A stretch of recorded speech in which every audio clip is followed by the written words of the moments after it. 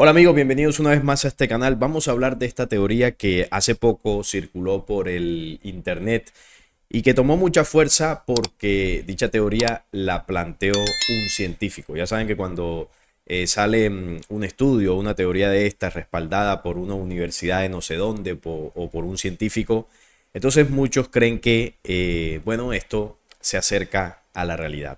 Y la teoría es que él dice que solo somos personajes de un mundo de inteligencia artificial avanzada, es decir, una simulación, y dice que la prueba de esto está en la Biblia. Llama la atención que un científico se basa en la Biblia para sustentar su teoría. Y aquí, pues, a mí esto me huele un poco raro. Así que vamos a hablar de esto y vamos a ver qué de cierto podría tenerlo, porque es muy interesante hablar sobre este tema.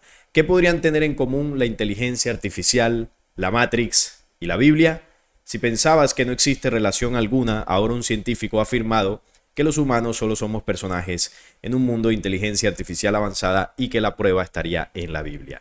Si te sientes como si vivieras en una realidad virtual convincente parecida a Matrix, un científico cree que podríamos estar en lo cierto. Él se llama Melvin Bobson, profesor asociado de física en la Universidad de Portsmouth. Afirma que todo nuestro universo puede ser una simulación informática avanzada. Y halló la prueba, que ahora la vamos a ver en qué se sustenta él dentro de la Biblia. Este es el físico Melvin Bobson. Él dijo, la prueba está en la Biblia y nos dice que estamos en una simulación y también nos dice quién lo está haciendo. Lo hace una inteligencia artificial. Vamos a ver qué es lo que dice, porque él también señaló la prueba o dicha prueba dentro del Evangelio de Juan, uno de los 4 primeros libros del Nuevo Testamento, la segunda parte de la Biblia cristiana. El Evangelio de Juan comienza con una frase contundente. En el principio era el verbo y el verbo estaba con Dios y el verbo era Dios. Una cita que todos conocemos, es muy famosa. Dicha cita aquí hemos mencionado que habla acerca del verdadero origen, del verdadero génesis, ¿no? Por así decirlo, de la creación, no del ser humano aquí en el planeta Tierra, sino el origen de la creación universal, el principio del todo. Es el texto dentro de la Biblia que nos habla de esta parte, porque como hemos denunciado en otros videos, el Génesis, que es el primer libro, no habla del origen del universo, ni tampoco habla de la creación del hombre. En el Génesis se está hablando de la manipulación genética de unos falsos dioses en el pasado que le hicieron a la humanidad terrestre, ¿no? La famosa intervención de Jehová Yahvé en la genética humana. Eso es lo que relata el Génesis, que viene de genética, Génesis genética, la genética de Isis. Entonces, esa denuncia, bueno, no solamente se ha hecho en este canal, sino muchos investigadores a lo largo del tiempo que se han sustentado, por ejemplo, en las tablas sumerias y en algunos otros conocimientos ancestrales para denunciar la manipulación del Génesis. Entonces, el único fragmento dentro de la Biblia que habla del origen verdadero es el primer capítulo de Juan, que este físico dice que realmente ahí de lo que se está hablando es la simulación, y vamos a ver por qué lo dice. Él afirma que este versículo tiene un profundo significado teológico en la doctrina cristiana, pero también implicaciones intrigantes cuando se considera en el contexto del universo como simulación. Sostiene que la palabra en esta famosa frase se refiere al código informático subyacente que gobierna y controla la simulación. Recordemos que en otras traducciones no dice la palabra verbo, sino que dice en el principio era la palabra. Y la palabra estaba con Dios y la palabra era Dios. Entonces, se cree que verbo se está refiriendo a palabra. Por eso la Biblia es considerada la palabra de Dios, ¿no? Esa palabra de Dios que descendió a través de distintos personajes en la historia y se condensó en un libro, la palabra de Dios. Por eso creen que es la verdad absoluta ese documento. Entonces, claro, teniendo en cuenta, ¿no?, de que eso significaría palabra, él interpreta esto de que en códigos informáticos la palabra controla lo que sería la simulación. Como sabrá cualquiera que haya visto Matrix, cualquier simulación informática, grande o pequeña, consta de letras y números. De ahí es que él hace la relación, ¿no?, En el principio era la palabra, por lo tanto, esta palabra se refiere a letras y números que escriben las reglas de toda la creación. El académico sostiene además que el verbo era Dios podría significar que Dios forma parte de la simulación en lugar de estar separado de ella. En otras palabras, la entidad que controla todo, Dios, también está escrita en el código. Eso significaría la palabra. La palabra sería el código con el cual está escrita la simulación. Esa es la conclusión a la que él llega. También explica que el código que dirige la simulación no está separado de lo divino, sino que es parte integrante de él, tal vez una inteligencia artificial. Hasta allá llega la teoría. También el Evangelio de Juan continúa diciendo, todo fue hecho por él y sin él nada fue hecho. Una vez más, esta afirmación apoya la teoría del universo simulado, sugiere el profesor, que también dice, implica la existencia de un creador que creó el universo simulado mediante el verbo, es decir, el código. El verbo sería el código que tendría números y letras para crear esta realidad simulada. Sugiere que el acto de la creación, tal como se describe en la Biblia, podría ser análogo en un acto divino de programación y simulación. Una posible respuesta al misterio de la creación en 6 días. Podría decirse que la teoría ofrece una respuesta a una pregunta que preocupa a muchos cristianos. ¿Cómo creó Dios el universo en 6 días? Según la teoría lo hizo creando una realidad simulada, encapsulada en un programa informático, algo que sabemos que es posible. Bueno, aquí ya la teoría intenta explicar algunos misterios bíblicos con el tema de la simulación. El profesor Bobson ha esbozado su hipótesis en su nuevo libro The Scientific Case for a Simulation Universe. Así le colocó, hizo un libro incluso para explicar su teoría. Dice que ni siquiera es algo en lo que crea necesariamente, sino una observación extraordinaria que merece atención. Además agregó, lo verdaderamente extraordinario es que la interpretación dada se ajusta plenamente a los acontecimientos de nuestro tiempo. La aparición de la inteligencia artificial, además, es exactamente lo que proyectaba Matrix, ¿no? La película. Aunque las ideas del profesor puedan parecer sacrílegas para algunos, afirma que podría tener profundas implicaciones para la teología cristiana. Cree que la creencia en la teoría del universo simulado y la necesidad religiosa de un creador todopoderoso pueden coexistir armoniosamente. O sea que una teoría no sepulta a la otra. Es lo que él afirma, que dijo también que esta perspectiva coincide con las creencias religiosas que consideran que la vida humana tiene sentido y propósito incluso en el contexto de un diseño más amplio. En lugar de ver la hipótesis del universo simulado como antagónica a las creencias religiosas, se puede considerar que ofrece una perspectiva complementaria. Bueno, aquí hay un problema y es que él está creando toda una teoría partiendo de una porción de un versículo, porque ni siquiera toma el versículo completo, y con eso intenta explicar, bueno, una teoría que abarcaría toda la existencia, todo el universo, y es la simulación. Ya saben que dentro de las teorías de conspiración se habla de la simulación. Algunas veces yo he hecho videos aquí en el canal explicando si vivimos o no en una simulación. ¿Qué es lo que contempla esta teoría? Que nada es real. Nosotros no somos reales, somos proyecciones de algún tipo de programa computacional universal que va creando las realidades y realmente nada existe. Todo es simulado dentro de este programa. Y en esos videos yo he explicado que realmente esa teoría no es cierta. No es cierto que vivimos en una simulación. Vivimos en una realidad. Nosotros existimos. Solo que ciertos misterios del universo, como no pueden ser entendidos, no pueden ser explicados de una manera pues concreta, pues se utiliza ciertas teorías para llenar esos vacíos. Nosotros vivimos en una realidad que tiene varias dimensiones. Hay una dimensión física, que es lo que podemos ver y palpar, pero también hay una dimensión espiritual, hay una dimensión mental. Nosotros como creaciones tenemos un alma, es decir, hay fuerzas vivas que mueven el universo y que existen y que no son simulaciones inventadas, ni computadoras, ni nada de esto, ni tampoco el creador que gestó e impulsó la existencia de los universos es una supercomputadora. Es una inteligencia suprema, una energía ser que está por fuera de nuestra comprensión, a lo que nosotros hemos llamado Dios, que puso en marcha las leyes vivas desde el origen para gestar todo lo que existe. Entonces no hay espacio para una simulación ni nada de este cuento, porque eso intenta llenar vacíos de desinformación que tenemos sobre nuestra existencia. Entonces esta es una teoría más que de mi punto de vista no se sustenta en algo real. De hecho, es muy precario el sustento que él utiliza. El profesor ya ha dicho que nuestras vidas contienen varias pistas que sugieren que no somos más que personajes de un mundo virtual avanzado. Por ejemplo, el hecho de que haya límites a la velocidad a la que pueden viajar la luz y el sonido sugieren que pueden estar gobernados por la velocidad del procesador de un ordenador. Bueno, los límites de la velocidad de la luz y todo este cuento es algo inventado por la ciencia terrestre, que además esas teorías y esos cálculos que ellos hacen no están del todo correctos.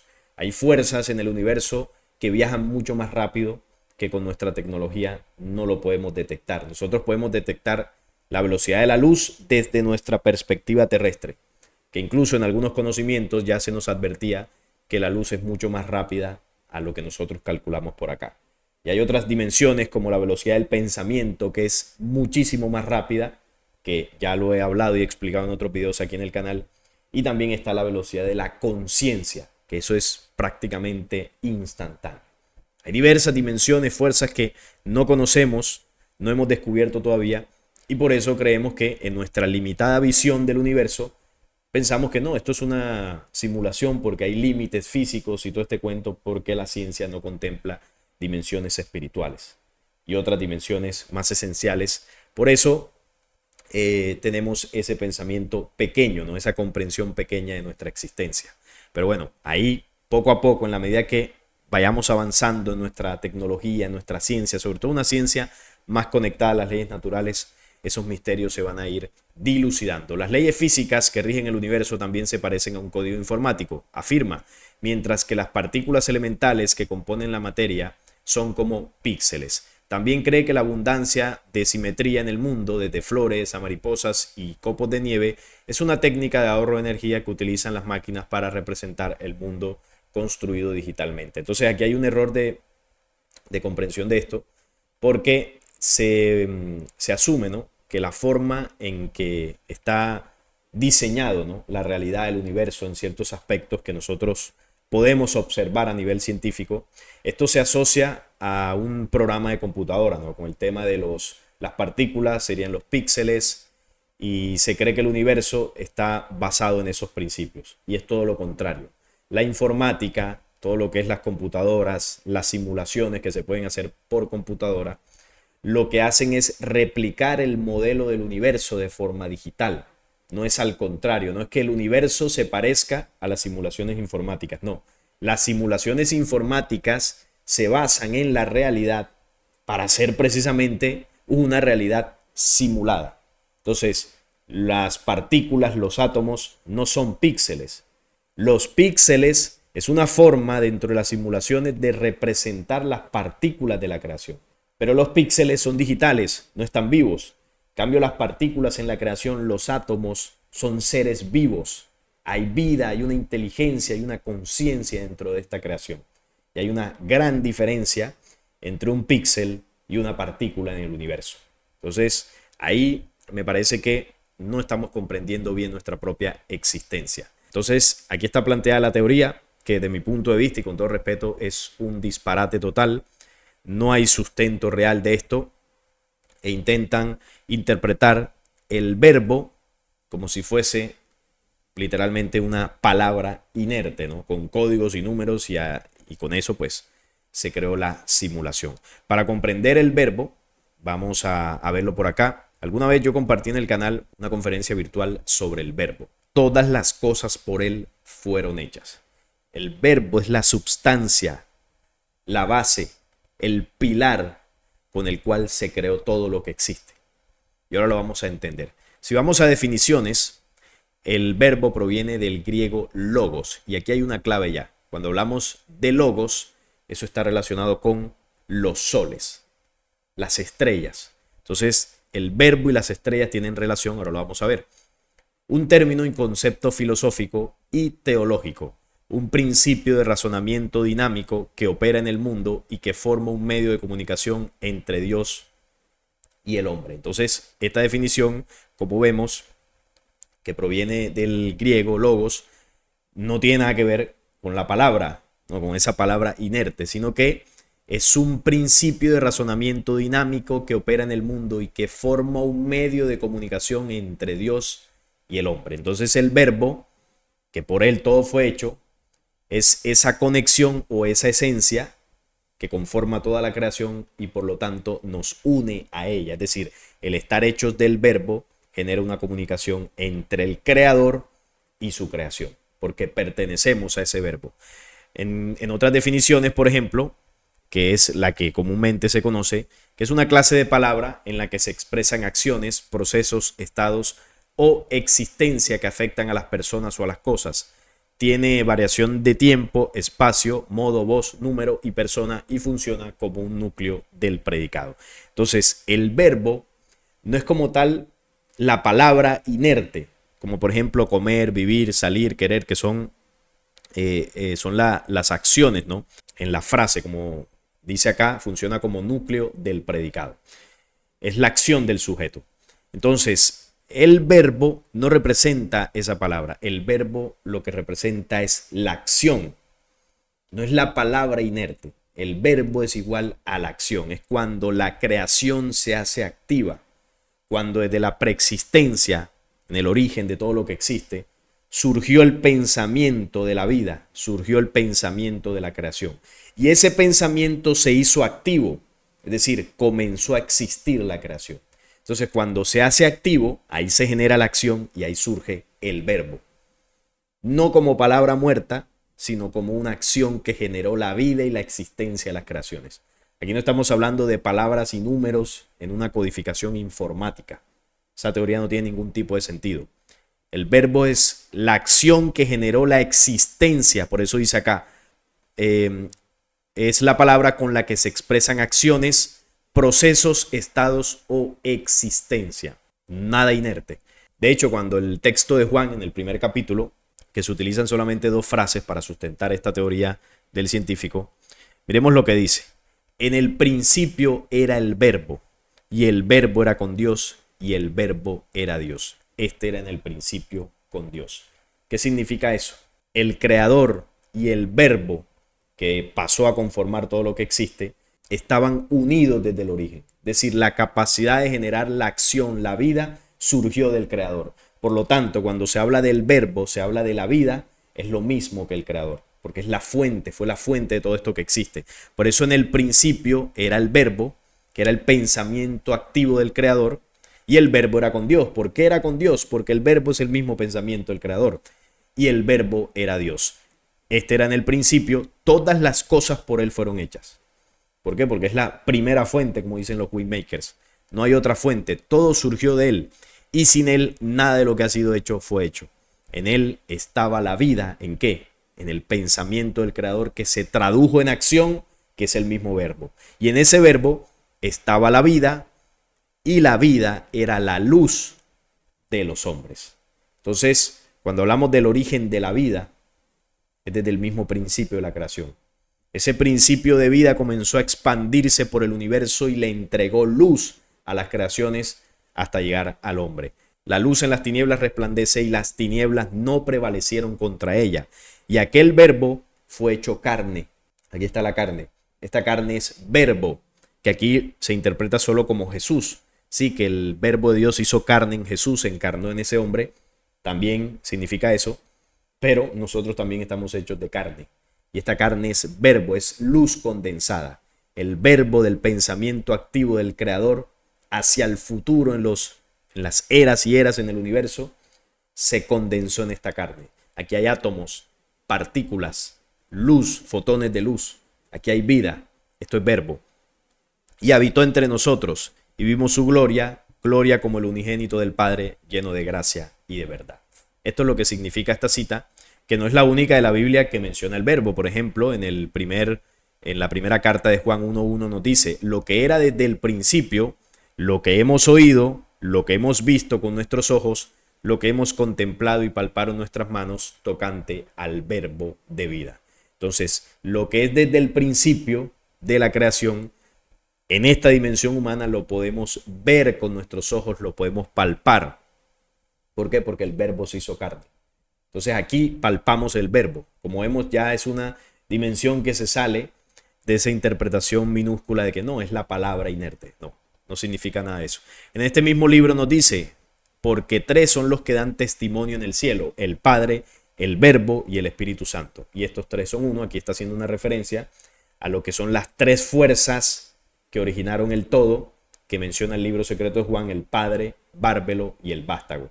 Cuando esas tres fuerzas se unen, se gesta el Cristo, que es la base, el núcleo de la creación, y ese núcleo o esas leyes comienzan a gestar todo lo que existe a través del verbo, que es la acción, ya la existencia en las creaciones. Ahora lo vamos a entender un poco mejor. Apocalipsis 19:13. Estaba vestido de una ropa teñida en sangre y su nombre es el Verbo de Dios. La cita de Apocalipsis 19 que menciona la segunda venida. ¿Por qué le llama el Verbo de Dios? Recordemos que esa cita yo la he interpretado varias veces en el canal y hemos concluido dentro de las interpretaciones que esto tiene, que esa cita está representando a nuestro sol, que tenía diademas, una corona, y tenía vestiduras blancas, toda la descripción que se va ajustando a lo que es el logos. Por eso el verbo está relacionado con el logos. Lo decía la interpretación desde el griego. Entonces, el logos representa el verbo, el sol. Y la luz que emite es precisamente la vida que llega hasta los planetas. Por eso es el verbo de Dios. El sol transmite en la dimensión de la luz el verbo de la primera fuente hacia los planetas, para sustentar la vida de estos mismos planetas. La forma en que la luz de la primera fuente llega hasta todas las creaciones utiliza unos mensajeros, por así decirlo, que son las estrellas. La luz de las estrellas es emitida por soles mayores y va siendo recibida por soles menores hasta llegar a los planetas. Se transmite, ¿no? Como si fuesen unos vectores de luz. Cada estrella es un vector que recibe la luz y la emite. Y hay una conexión en ese sentido en toda la creación con el verbo. Por eso acá dice que el verbo era la luz de los hombres. Donde nosotros vemos reflejado el verbo también, porque lo vemos en toda la naturaleza, en nuestros cuerpos, pero en forma de luz nos viene desde el sol. Por eso el verbo es la luz. Y esa luz del sol alimenta las plantas, sustenta nuestra vida. O sea que la fuente principal del verbo en esta dimensión humana es el logos, es el sol. Hermes Trismegisto también mencionó el verbo en sus palabras, ¿no? El gran obrero ha hecho el mundo no con sus manos, sino con su palabra. ¿Y cuál es la palabra o lo que se ha interpretado como la palabra? El verbo. Tienes que representarlo como presente y siempre existente, como el autor de todo, el uno y el solo, el que ha creado los seres por su voluntad. Su cuerpo no es tangible, ni visible, ni mesurable, ni extenso, ni parecido a ningún otro cuerpo. No es el fuego, ni el agua, ni el aire, ni el espíritu, pero todo viene de él. Aquí hace una descripción del creador, intenta ponerle unos atributos, unas características, pero realmente no es que sea así, sino que todo eso viene de él. ¿Y de dónde proviene o de qué forma? A través del verbo, de la fuerza, de la acción, de ese pensamiento hecho activo, con lo cual se creó el todo. Esto es muy parecido a lo que describe el libro secreto de Juan, que lo tenemos por acá, que nos habla de las tres fuerzas, ¿no? El Padre, Bárbelo y el Vástago. La mente deseaba crear algo, como cuando usted tiene un pensamiento, una idea, quiere crear. Quería crear algo mediante el verbo del espíritu invisible. Esto es el espíritu invisible, las tres fuerzas. Su voluntad se hizo realidad. Ahí es donde aparece la acción. La voluntad es movimiento, impulso, acción. Y apareció con la mente, mientras la luz la glorificaba. El verbo siguió a la voluntad, pues Cristo, el Dios producido por sí mismo, lo creó todo mediante el verbo. Es como cuando usted tiene un pensamiento, surge la voluntad para hacerlo, ahí se genera la acción, y esa acción debe tener un componente para que la creación sea perfecta. Ese componente o esa acción debe estar nutrida del verbo. El verbo es la acción, debe ser una acción sujeta a las leyes naturales.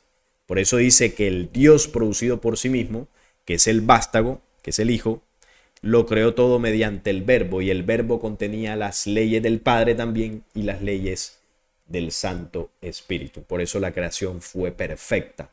A través del Verbo se creó todo lo que existe. Entonces aquí se entiende por qué el libro de Juan en la Biblia dice, y sin él nada de lo que ha sido hecho fue hecho. Esto se complementa con lo que dice el libro secreto de Juan. Lo creó todo mediante el Verbo. Todo lo que existe en la creación, absolutamente todo, fue creado mediante el Verbo.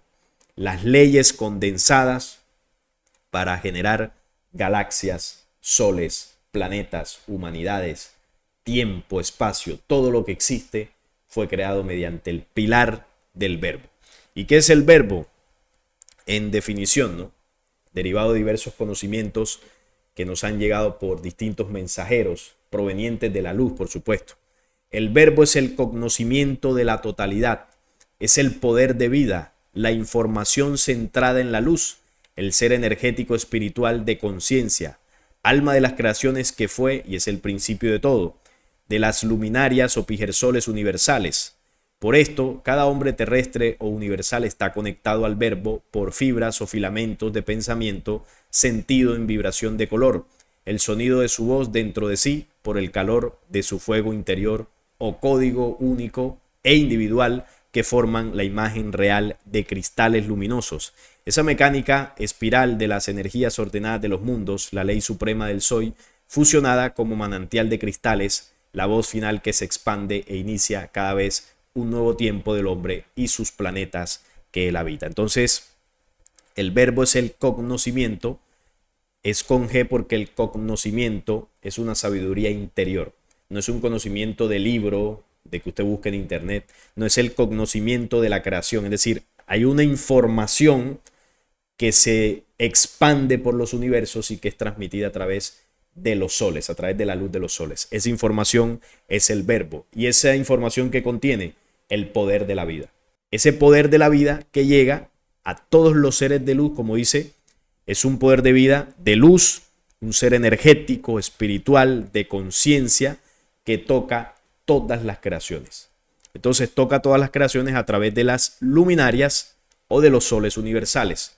Por eso, como dice acá, cada hombre terrestre universal está conectado al Verbo por fibras o filamentos de pensamiento en sentido vibración de color. Entonces esas fibras o filamentos son las partículas que desde el Sol nos llegan a nosotros, como por ejemplo los neutrinos que la ciencia ha detectado. Eso nos conecta a esos filamentos y a esa creación y a ese Verbo. Entonces, esa conexión de nuestro Sol, el Verbo que le emite y que llega hasta nosotros, es lo que nos mantiene con vida. Por eso es el poder de vida.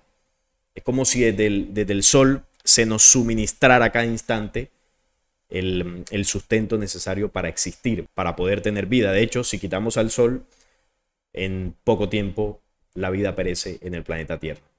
Entonces tiene sentido, ¿no?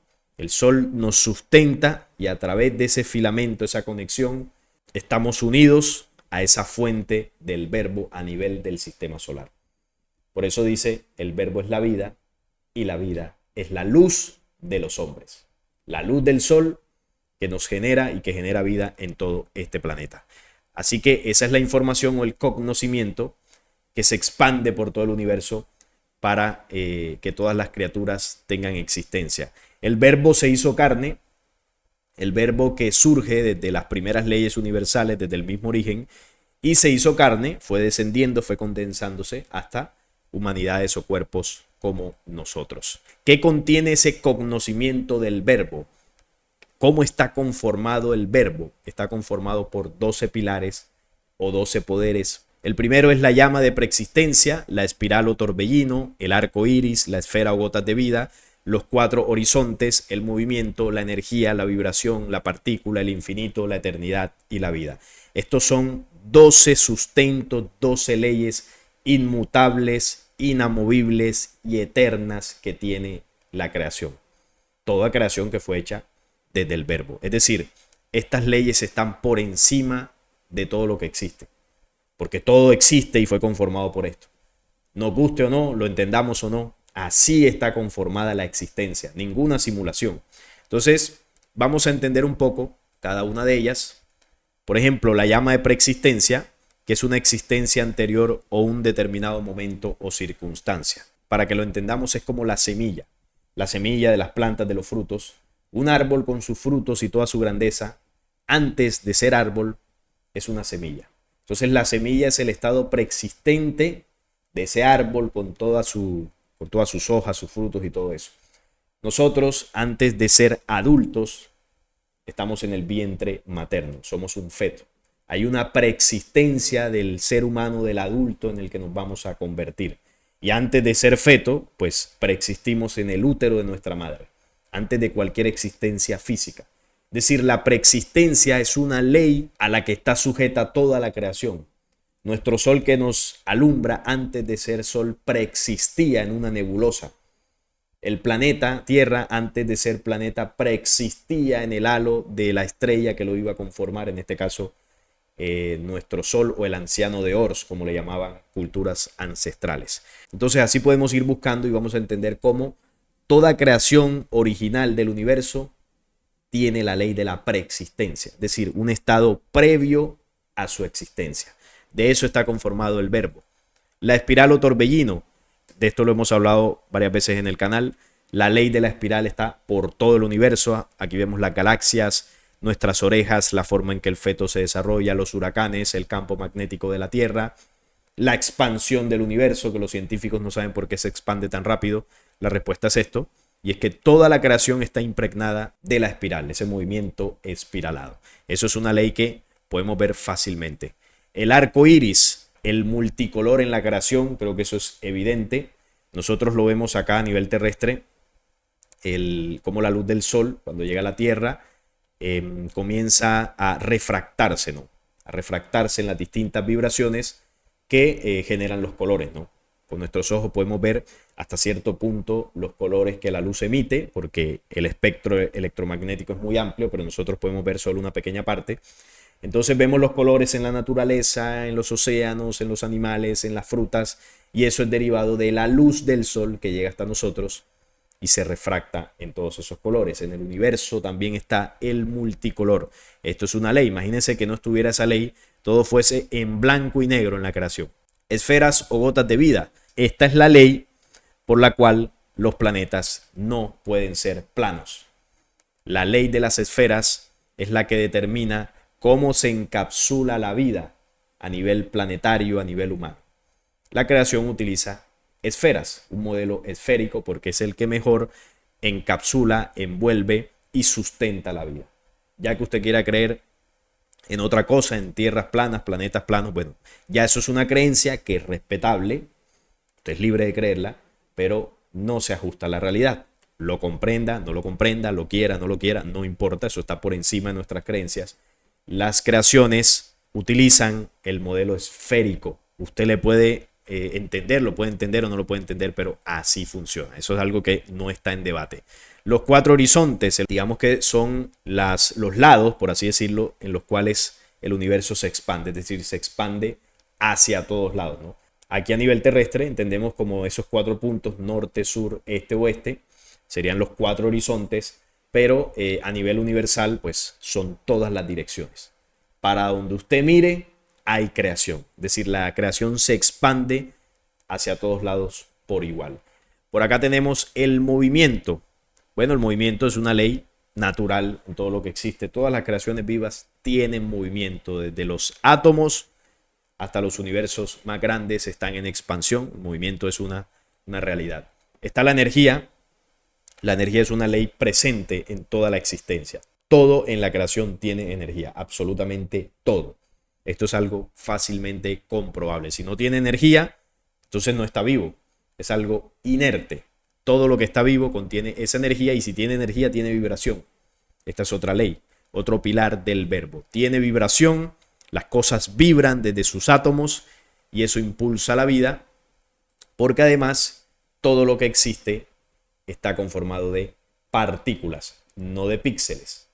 Partículas, y estas partículas tienen vida, tienen movimiento tienen vibración, se expanden en espiral, como el movimiento de los átomos, tienen preexistencia, contienen todas las 12 leyes del verbo. Todas las creaciones originales contienen esto. Y todo está conformado por partículas. Por ejemplo, la luz emite fotones, neutrinos. Nosotros tenemos átomos, partículas vivas, no son partículas inertes ni nada de esto. Está el infinito, que tiene que ver con el espacio. Cuando hablamos de infinito es espacio y cuando hablamos de eternidad es tiempo. Entonces, la creación se impregnó de espacio y tiempo o de tiempo y espacio. Eso es evidente, se puede ver en el universo. Para que existan creaciones debe haber espacio y tiempo. De eso está conformado todo lo que existe. Y por último, el 12º pilar es la vida. De todas estas leyes se conformó la vida. La unión de las 11 leyes anteriores conforma la 12ª, que es la vida. Por eso, como dice el primer capítulo de Juan, en el verbo estaba la vida y la vida es la luz de los hombres. Al final, toda creación conformada por el verbo va a tener vida. Todo lo que no tenga vida y sea inerte quiere decir que no pertenece a la creación original. Usted ve un celular, por ejemplo, o un carro, ¿contiene verbo? Sí, claro, contiene verbo porque los materiales de los que fue hecho fueron sacados de la tierra, por ejemplo. Pero es un verbo que es manipulado, pasó por un proceso industrial, químico, y se acabó con la vida que esos elementos tenían. Por lo tanto, se convierte en una creación inerte. No está conectado a esos filamentos de vida que, por ejemplo, provienen del sol. Al ser una creación inerte, no pertenece a la creación original, por más que se haya sacado de materiales que contengan verbo. Eso es lo que hacen las fuerzas oscuras que controlan y que han invadido mundos. Se aprovechan, utilizan los recursos naturales de un planeta, recursos vivos, para generar muerte. Eso es lo que han hecho y en eso se especializan en estas invasiones. Entonces, la teoría de la simulación es una teoría inerte, porque en una simulación no hay vida, porque no es real, no existe como tal, no tiene una existencia real. Esa es la teoría de la simulación. Nos quieren vender esa teoría para que creamos que nosotros vivimos en una existencia inerte y sin vida. Pero cuando hablamos del verbo original de la creación, es una existencia cuya base es la vida, el sustento de la vida que se expandió por todos los universos. Eso es real, existimos, no hay ninguna simulación ni nada de este cuento que intentan alejarnos de nuestro verdadero propósito. Porque imagínense si, bueno, aceptamos que vivimos en una simulación donde nada es real. Imagínense ustedes tener ese pensamiento. Entonces, no, hagamos lo que queramos, porque como nada es real, si yo atento contra la vida de alguien, pues no pasa nada, porque no es real, es una simulación. Esto es una locura completa. Pero si comprendemos que vivimos dentro de un propósito universal, que es expandir la vida, que sí existimos y somos reales, entonces ya nuestra existencia hacia futuro tendrá un propósito de vida. Cambia la percepción. Definitivamente que cambia. Así que, como vemos, la intención de este tipo de teorías no es muy positiva, que digamos. Así que yo puedo concluir que estas teorías son completamente falsas, las de la simulación. Eso no tiene ningún sentido. Hay personas que lo creen, pero bueno, están en todo su derecho. Porque cuando hablamos realmente del verbo, el verbo es la existencia, la vida, los pilares que gestaron toda la creación. No es ninguna palabra inerte, ni tampoco es la palabra de Dios de la Biblia, ni nada de este cuento. Eso son falsas interpretaciones. Así que con esta información que hace algún tiempo había entregado en una conferencia virtual, quise complementar este tema para que se comprenda un poco más desde la investigación que yo puedo aportar. No es nada más por el día de hoy. Estaré leyendo sus opiniones de todo esto en los comentarios.